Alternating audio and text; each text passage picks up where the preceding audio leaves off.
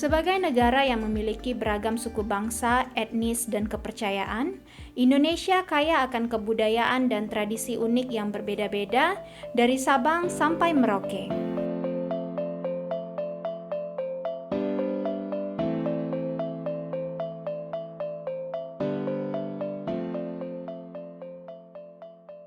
Kebudayaan daerah tercermin dalam berbagai aspek kehidupan masyarakat di seluruh daerah di Indonesia. Setiap daerah memiliki ciri khas kebudayaan yang berbeda. Salah satunya adalah tradisi ritual dan upacara adat yang bersifat turun-temurun. Kita sebagai warga negara yang cinta tanah air mesti mengenal tradisi tersebut, apalagi tradisi yang sangat unik yang bahkan telah dikenal oleh dunia luar. Apa saja tradisi dan ritual unik yang mungkin tidak pernah terbayangkan tersebut? Yuk kita ulas satu persatu. Selamat datang di video Fenomena. Di saluran ini, kami akan menyajikan fakta dan hal paling menarik yang perlu kamu ketahui sebagai pengetahuan umummu.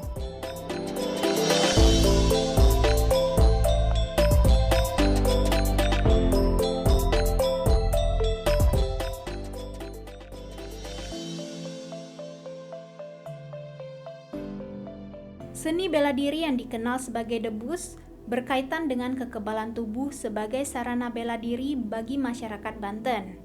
Seni yang luar biasa ini konon berkembang pada abad ke-16 pada masa pemerintahan Sultan pertama Banten. Pada saat itu, debus digunakan sebagai cara untuk menggalang semangat perlawanan terhadap kekuatan kolonial Belanda.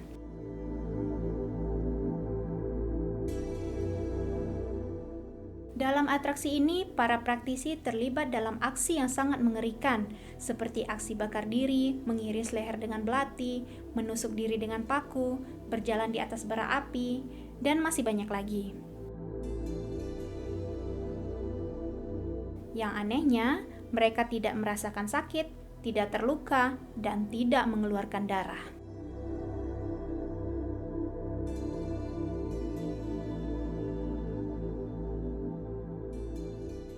Hal ini yang membuat debus sangat populer di kalangan masyarakat dan juga sebagai objek wisata di Banten.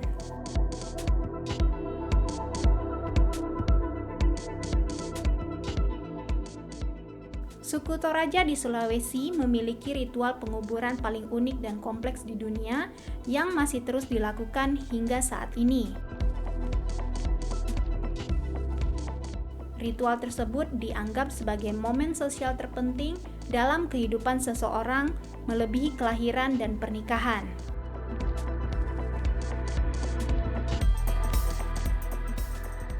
Bagi mereka, hidup tidak berakhir dengan kematian. Penghentian kehidupan secara fisik tidak dianggap sama dengan kematian.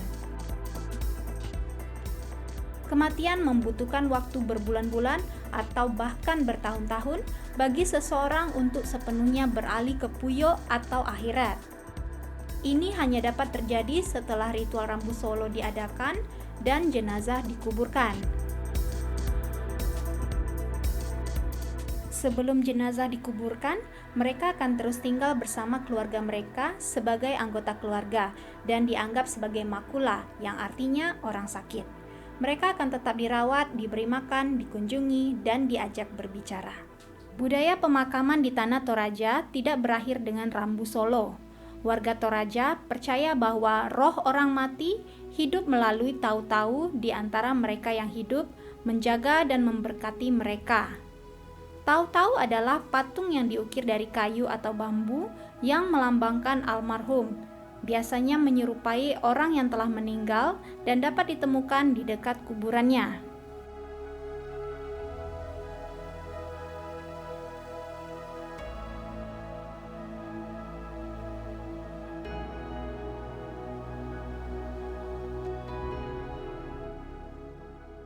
Warga asing melihat ritual ini sebagai interaksi dengan zombie. Penasaran ingin tahu? Sebelum kita melanjutkan, subscribe channel ini dulu ya. Dan jangan lupa klik tombol like di bawah.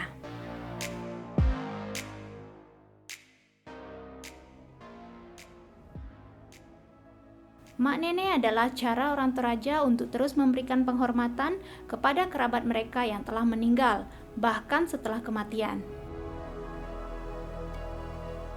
Setiap 3 tahun selama lebih dari 900 tahun, masyarakat Toraja menggali mumi jenazah orang yang mereka cintai untuk dicuci, dibersihkan, dan didandani. Seringkali pakaian terbaik atau favorit orang yang meninggal. Bagi suku Dani di Papua, kebersamaan dengan keluarga sangatlah penting. Mereka mengekspresikan kesedihan atas kehilangan anggota keluarga mereka melalui rasa sakit fisik dengan melakukan ritual pemotongan jari. Rasa sakit dari memotong jari dianggap mewakili hati dan jiwa yang tercabik-cabik karena kehilangan. Lalu, mengapa jari? Jari melambangkan keharmonisan, persatuan, dan kekuatan. Jari adalah budaya dan sistem kepercayaan suku Dani, berfungsi sebagai sebuah keluarga, menjadi lambang hidup bersama. Meskipun praktik tersebut sekarang jarang dan bahkan secara resmi dilarang, namun di antara anggota suku Dani masih bisa ditemui orang-orang tua yang telah kehilangan jari-jari sebagai bagian dari tradisi Iki Palek. Bahkan ada yang kehilangan seluruh jarinya.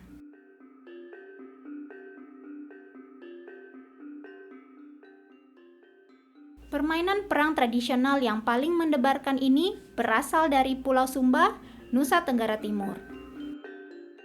Ritual ini dipraktikkan oleh masyarakat Marapu dan diadakan setiap tahun yang berlangsung di bulan Februari dan Maret.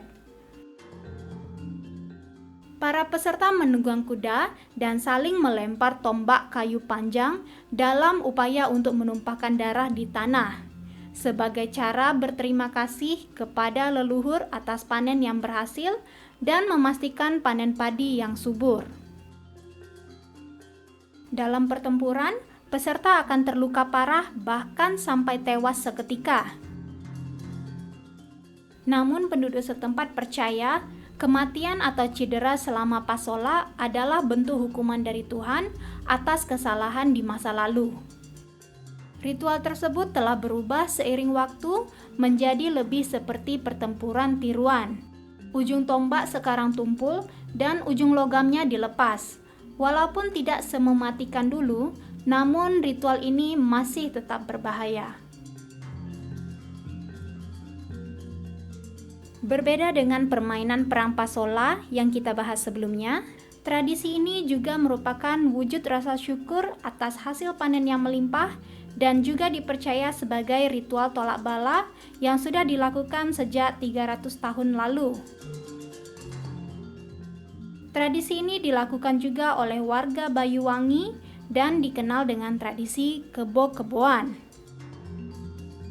Dalam ritual kebo-keboan yang artinya kerbau jadi-jadian ini, para peserta yang bertubuh besar didandani seperti seekor kerbau lengkap dengan tanduk buatan dan lonceng di leher dan dilumuri dengan cairan oli hitam dan arang. Mereka menarik baja mengelilingi desa sebagai ritual sakral untuk meminta berkah keselamatan.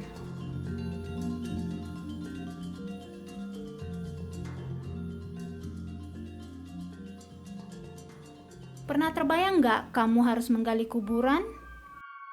Namun ritual ini ada loh. Di Kalimantan, suku Dayak diharuskan melakukan ritual yang menakutkan ini dengan memindahkan sisa jasad yang biasanya tinggal berupa tulang belulang dari liang kubur ke suatu tempat bernama sandung. Ritual yang bernama tiwah ini bertujuan untuk meluruskan perjalanan roh atau arwah yang bersangkutan sehingga bisa hidup tentram dan damai di surga. Selain itu, ritual ini bertujuan untuk melepas rutas atau kesialan bagi keluarga almarhum yang ditinggalkan dari pengaruh-pengaruh buruk yang menimpa.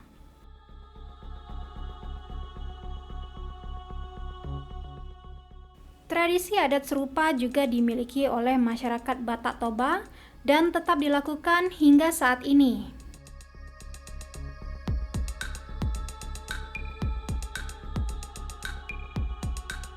Tradisi ini berinti membongkar kembali tulang belulang dari satu pemakaman dan menempatkannya ke tambak atau pemakaman yang lebih baik yang telah dipersiapkan secara khusus.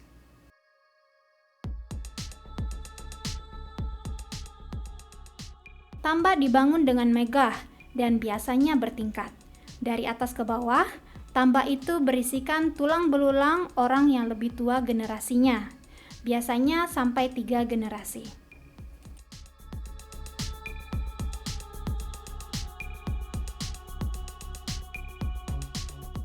Salah satu tujuan ritual ini adalah untuk menyatukan kembali jasad orang yang telah meninggal itu bersama dengan jasad sanak keluarga atau kerabatnya.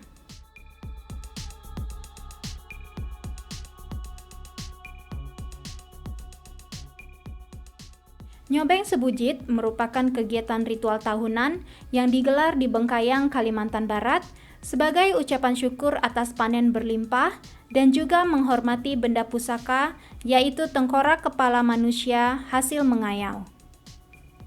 Mengayau ini merupakan tradisi perang di zaman dahulu dengan mengambil kepala musuh untuk dibawa pulang ke desa sebagai bukti kemenangan. Namun sekarang tradisi mengayau sudah tidak dilakukan lagi.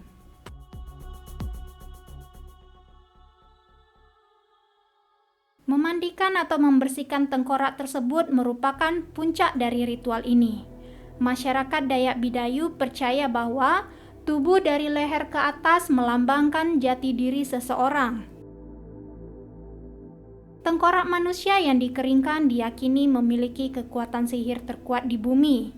Kepala yang baru diambil bahkan dikatakan bisa menyelamatkan desa dari wabah penyakit. Acara tahunan yang diadakan setelah panen ini menarik banyak pengunjung ke Sebujit. Tidak hanya dari Kalimantan Barat loh, tetapi juga dari Sarawak, Malaysia.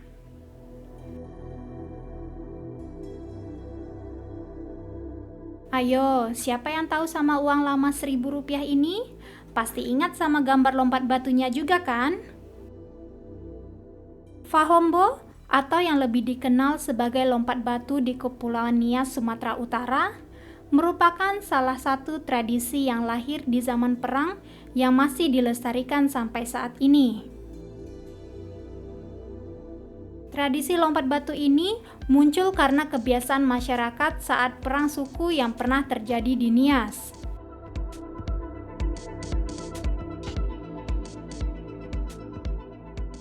Ini dijadikan ujian bagi para pemuda untuk mengetahui apakah mereka sudah layak ikut perang atau belum.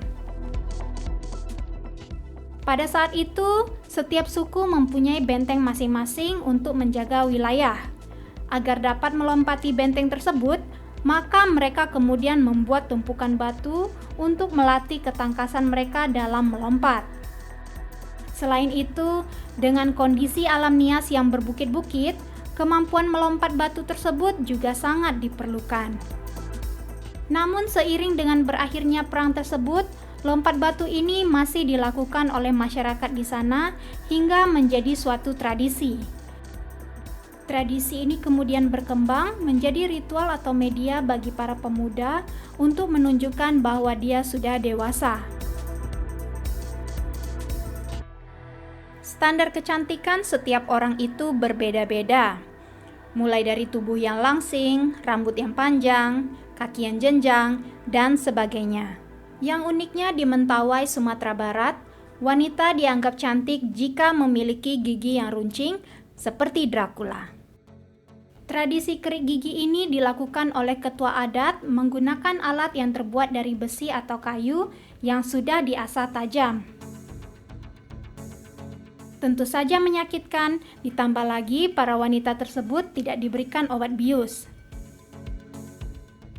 Mereka percaya bahwa rasa sakit itu hanya sementara, tetapi kebahagiaan itu akan bertahan selama-lamanya. Ya, beauty is pain.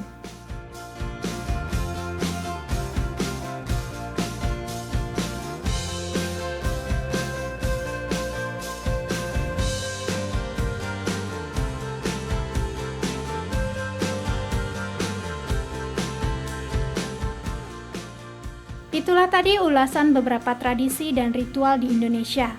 Unik bukan? Nah, menurutmu, apalagi ritual unik lainnya yang kamu ketahui ada di Indonesia? Jawab di komentar ya. Dan jangan lupa untuk like, share, dan subscribe.